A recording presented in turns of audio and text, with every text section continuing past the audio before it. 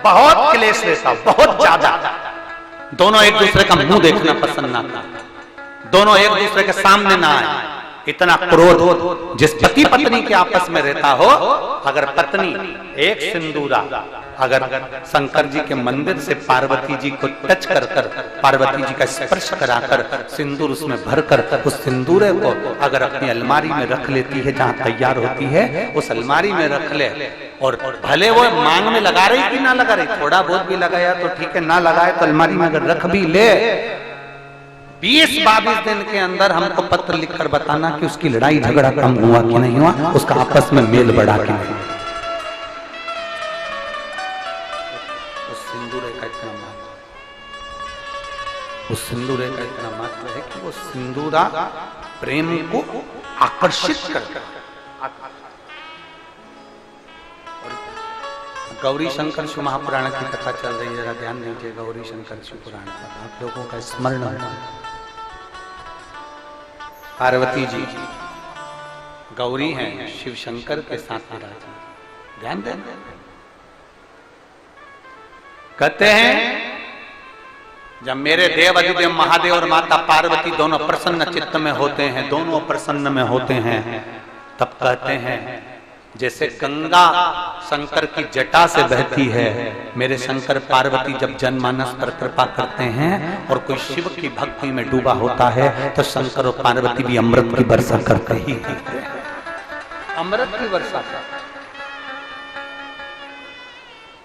शिव भक्ति में आप डूबे, शंकर की भक्ति में आप डूबे, शंकर की आराधना में आप डूबे, शिव की भक्ति में आप डूबे, शंकर की गुणगान में आप डूबे हैं तो शंकर पार्वती कृपा करेंगे ही, गौरी शंकर कृपा करेंगे।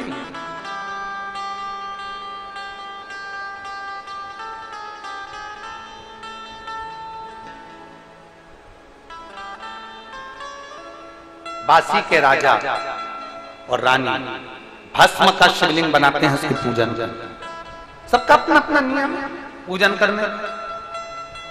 गौराणी भरती है, मांग में सिंदूरा लेते हैं, उसका प्रतिदिन का नियम था, मांग में सिंदूरा लेने का प्रतिदिन का नियम।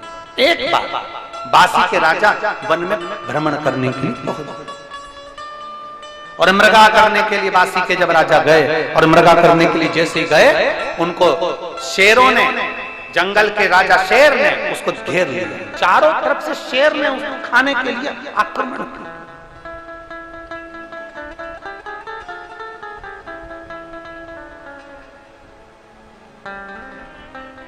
चारों तरफ से जब शेरों ने घेर लिया, शेर ने घेरा, बासी के राजा ने विचार किया कि अब मेरे प्राण बचाने वाला कोई, अब मेरे प्राण नहीं बच सकते, अब मेरा प्राण बचाने वाला कोई हो ही है ही नहीं, अब मेरे प्राण नहीं दे सकते, अब मेरे प्राण नहीं बच पाएंगे।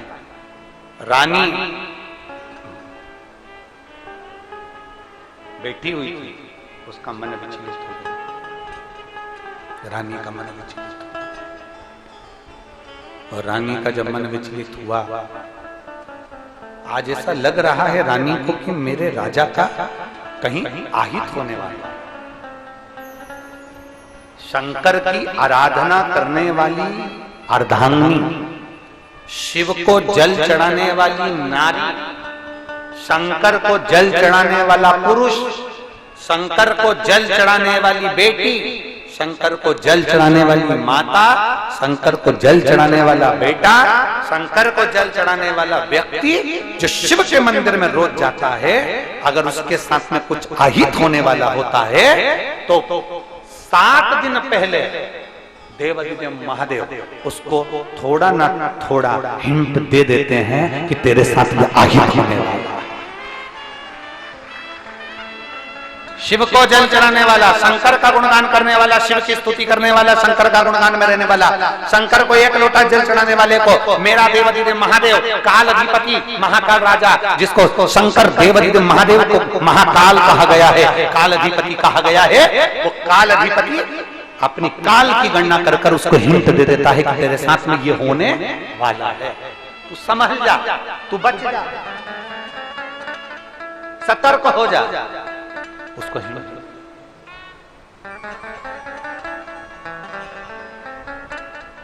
कोई जैसे बासी का राजा जंगल में जैसे ही फंसा। वोट देने में इतना क्या सोचना? वोट ही तो सोचकर देना है अंकल जी। बड़ों के बीच ऐसे नहीं बोलते बेटा। भूल गए क्या? कांग्रेस ने 89 में वोटिंग की उम्र 21 से 18 की थी। मुझे अपनी सरकार चुनने का हक दिया था। अपनी बच्ची सचमुच बड़ी हो गई है।